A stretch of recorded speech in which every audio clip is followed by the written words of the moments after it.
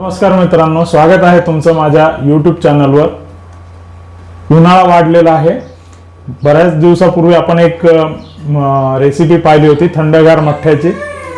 त्याच्यावर तुम्ही खूप छान प्रतिसाद दिला आणि आज आपण एक नवीन रेसिपी बघणार आहोत।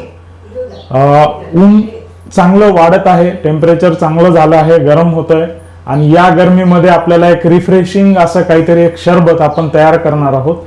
तर ते शरबत कोणतं आहे? तर आज शनिवार होता, मार्केटला गेलो आणि भाजीपाला आणताना अंगूर छान भेटले, तर मी आज तुम्हाला छान असं अंगूरचं शरबत करून दाखवणार आहे। तर चला तर मग आपण करूया अंगूरचे शरबत। या शरबतासाठी आपल्याला काय काय इन्ग्रेडियंट्स लागणार आहेत ते आपण एकदा बघूया। चला तर मग बघूया आपण अंगूरचे शरबत। यासाठी आपल्याला सर्वप्रथम लागणार आहेत अंगूर, थोडा पुदिना, लिंबू, चाट मसाला आणि थोडीशी साखर, हे इन्ग्रेडियंट्स आपल्याला लागणार आहेत। तर चला तर मग मी आता या अंगूर आणि पुदिन्याला मिक्सर मधनं फिरवून घेतो पहिले।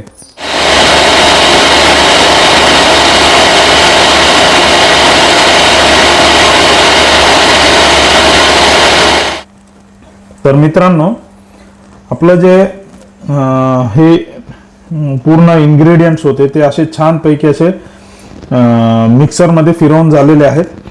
तर चला तर मग आपण याला काय करूया, आता थोडंसं गाळून घेऊया आणि एका पातेल्यात काढून। तर मित्रांनो, आपण जे अंगूर घेतले होते मिक्सर मध्ये ते आपण आता फिरवून घेतलेले आहेत। त्यानंतर आपण त्याला गाळून घेतलंय आणि त्याच्यात थोडंसं गार पाणी ऍड केलंय। तर तुम्ही बघू शकता यामध्ये आपण थोडासा चाट मसाला ऍड केलेला आहे।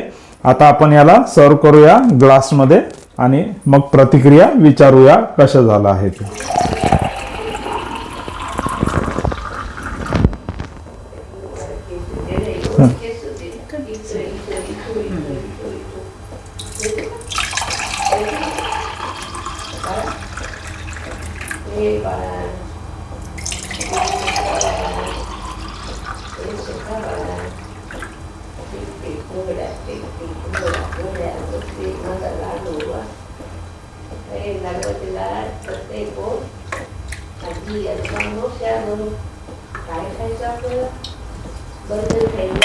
ठीक आहे, आपला अंगूर रस रेडी झालेला आहे। आपण आईला सर्व केलाय, आरतीला सर्व केलाय आणि मी घेणार आहे।